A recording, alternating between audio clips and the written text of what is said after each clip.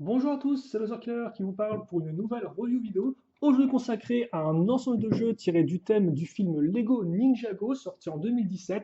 Il s'agit de la référence en 1131, le Garmadon The Volcanolaire ou en français le repère volcanique de Garmadon, un modèle contenant 521 pièces et coûtant la somme de 49,99 €. Un modèle qui devrait vous prendre à peu près 1h10 à construire, un peu plus, un peu moins, bien évidemment, selon votre rythme de construction, le tout en 160 étapes. À la fin du modèle, et bien, du mode d'emploi, plutôt, devrais-je dire, quelques petites pubs pour le site internet du film ou encore les différents sets de la vague 2 avec les nouvelles toupies donc incluses, ou même la nouvelle toupie incluse, vu qu'il n'y en a qu'une seule, celle de Lloyd pour l'instant en tout cas, les deux pages donc de pièces et la gagne. Le modèle a été designé ou co-designé aussi par Li Yulin, en tout cas c'est le prénom que j'ai vu revenir. Puis maintenant passons aux figurines qui composent ce modèle-là. Il y en a 5 au total. Et donc il va commencer par la seule figurine de ninja de ce set-là. Il s'agit de Zane. Donc Zane qu'on ne présente plus justement car on a déjà pu le retrouver dans le set du Spin Jitsu Training pour 10 euros. Voilà. Donc Zane, vous pouvez aussi le retrouver dans le Fire Mech, le Ice Tank ou encore le Destiny Bounty. Il vient avec sa cagoule, son carquois et son petit arc. Voilà. Puis par contre, une figurine qui est exclusive à ce set-là, la première, en tout cas, il s'agit de Steve. Donc Steve qui est bien un informaticien slash ingénieur de Garmadon et qui rend vraiment très bien avec un imprimé détaillé ainsi qu'une barbe foisonnante. Donc vraiment très cool. Et en plus, Steve que vous pourrez associer à la première informaticienne qu'on avait eue dans les packs de figurines, ou plutôt dans les figurines en sachet. Voilà. Ensuite, on passe au général numéro 1, autre figurine exclusive à ce set-là, aussi bien en termes d'imprimé que en termes de casque, car en effet de base ce casque du requin, eh bien, il a des parties métal foncé, or là elles sont argentées. La tête, elle aussi, il me semble, est exclusive, voilà. Et comme on peut voir, le général numéro 1 qu'on avait là encore eu auparavant dans les figurines en sachet, mais en version endommagée slash corrompue. Et donc là, comme on peut voir, on l'a en version propre avec eh bien, de beaux imprimés. Voilà à ce niveau-là.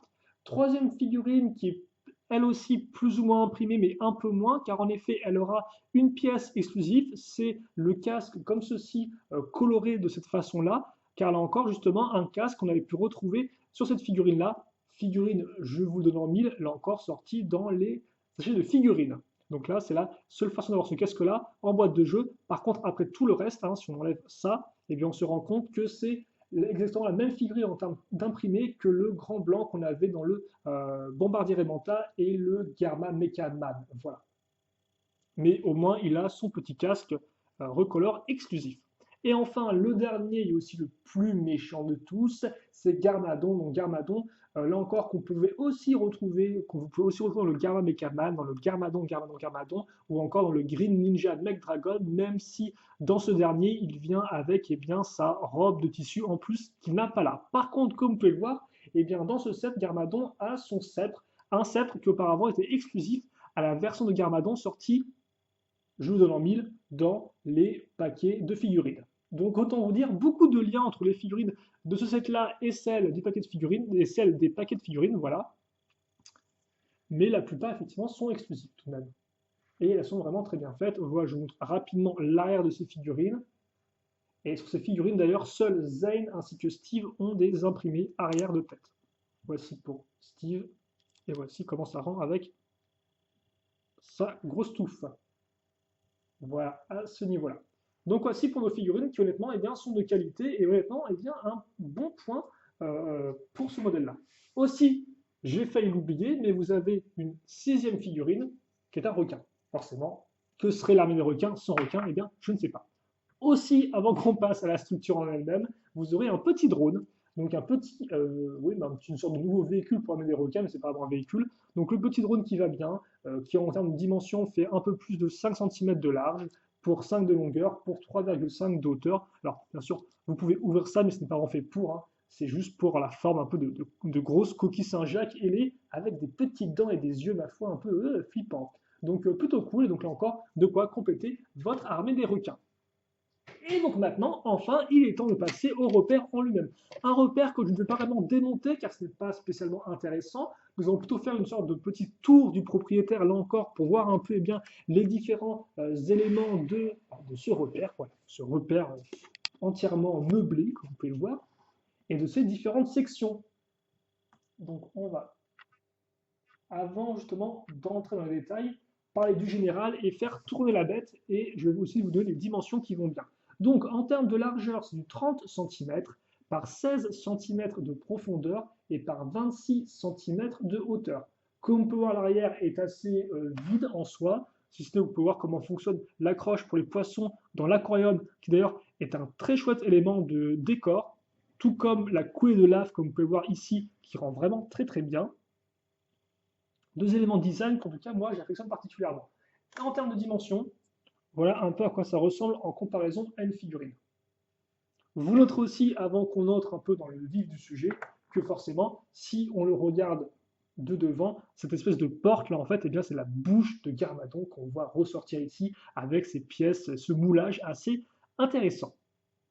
Bon, comme vous pouvez le voir, nous avons grosso modo trois sections, la principale et les latérales. On va commencer par une des sections latérales, celle-ci. Je vais prendre la caméra et on va un peu se déplacer dans la première section qui est le laboratoire informatique et donc qui contient une petite table avec multiples écrans, comme on peut voir machine à café ou machine à eau éventuellement, je ne sais pas, toujours plus d'eau. On va éviter qu'elle soit salée, quitte à faire.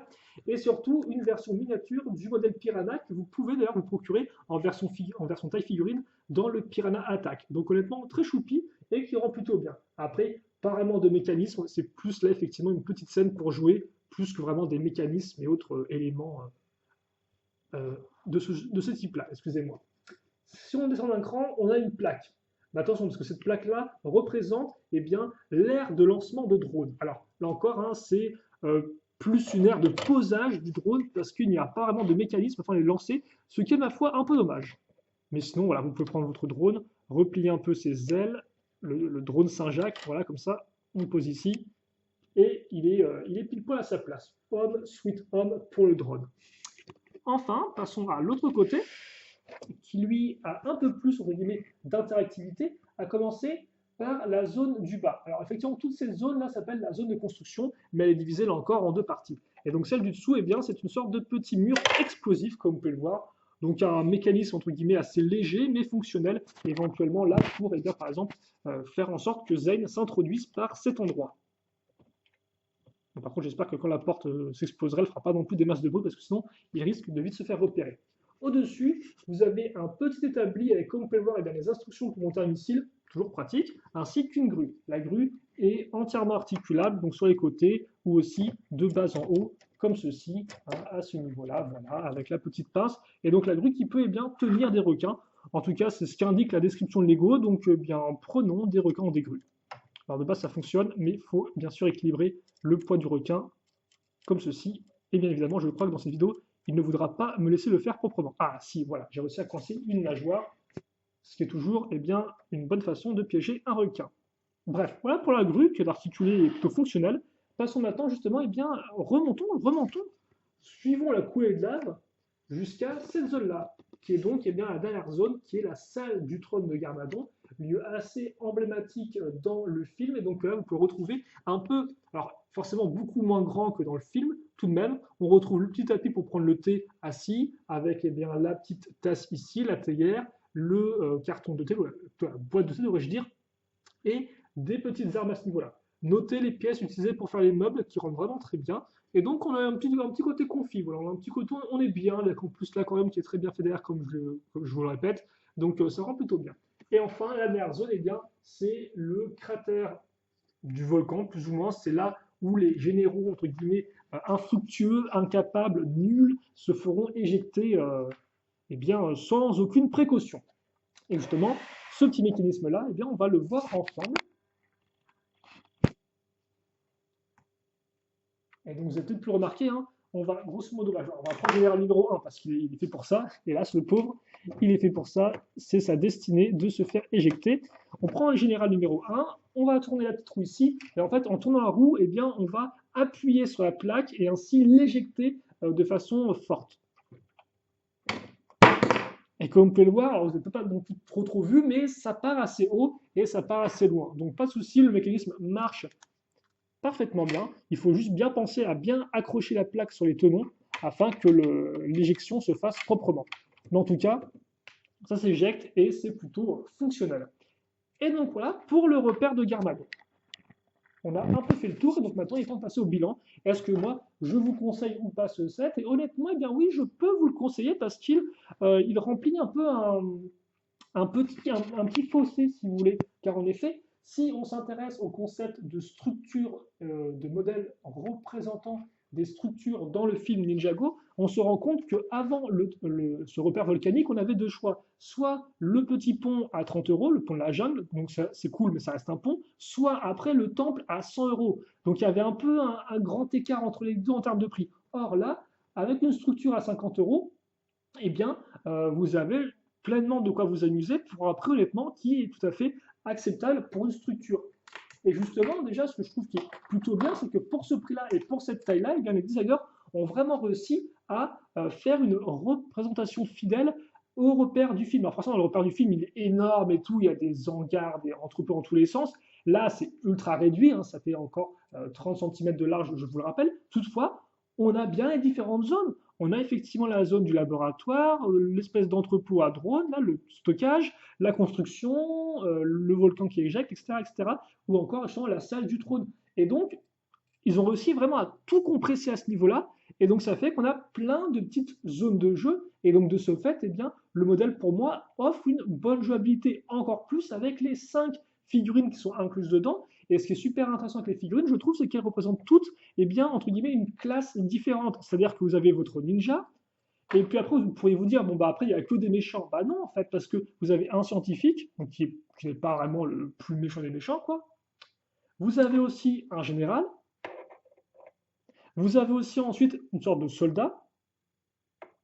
Et enfin, vous avez le big boss, le chef en question, Garmadon. Donc en fait, c'est un peu comme si vous aviez les différents échelons d'une armée représentés par une figurine à chaque fois. Et je trouve ça plutôt cool en termes de diversité et de figurines et de jouabilité. Et en plus, comme vous avez pu vous rendre compte, trois de ces figurines, ou plutôt deux ennemis, si on compte que le casque de lui, eh bien, sont exclusifs. Donc autant vous dire, très bonne sélection de figurines et qui amène en plus les différentes zones de jeu à une très bonne jouabilité selon moi.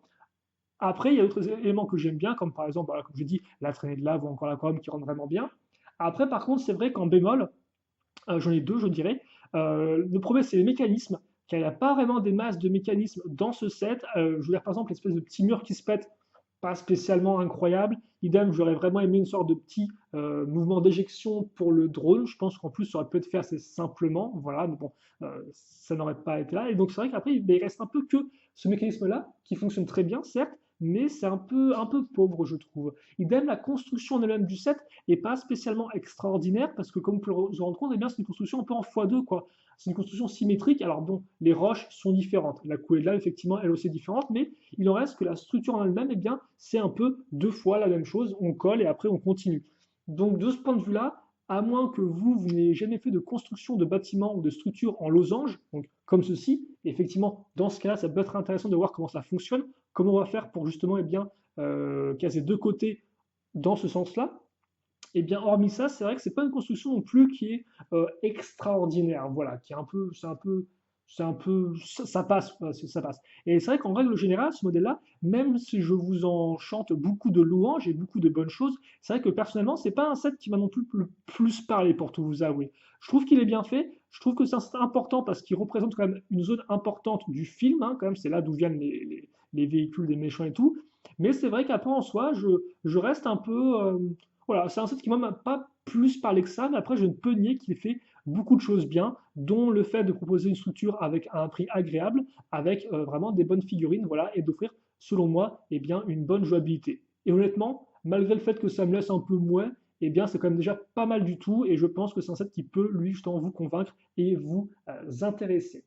Voilà. Et donc, je pense qu'on va se quitter là-dessus pour ce repère volcanique de Garmadon. Un bon petit set, ma foi. Si vous, il vous reste des questions ou des commentaires, eh bien, n'hésitez pas à me les poser. J'y répondrai avec grand plaisir, comme d'habitude. Et oui, autre chose que j'allais oublier, mais que je répète maintenant un peu en loose, c'est que forcément, quand vous mettez un véhicule de l'armée des requins à côté, le véhicule reste un peu énorme par rapport au repère, hein. Forcément, rien que le Piranha est énorme par rapport à ça. Donc c'est vrai que là encore, en termes d'échelle, si vous mettez véhicule avec le repère, ça risque de faire un peu bizarre vu que les véhicules sont absolument énormissimes. Donc ça aussi, c'est quand même un peu à prendre en compte. Mais bref, je referme cette parenthèse définitivement. Il ne me reste plus qu'en fait à vous dire de, de passer une bonne journée, tout simplement. Donc ouais, bonne journée, bonne soirée, bonne tout ce que vous voulez. Portez-vous bien, bien évidemment. Et puis nous, eh bien, on se retrouve prochainement pour de nouvelles vidéos. Allez, salut à tous et à toutes.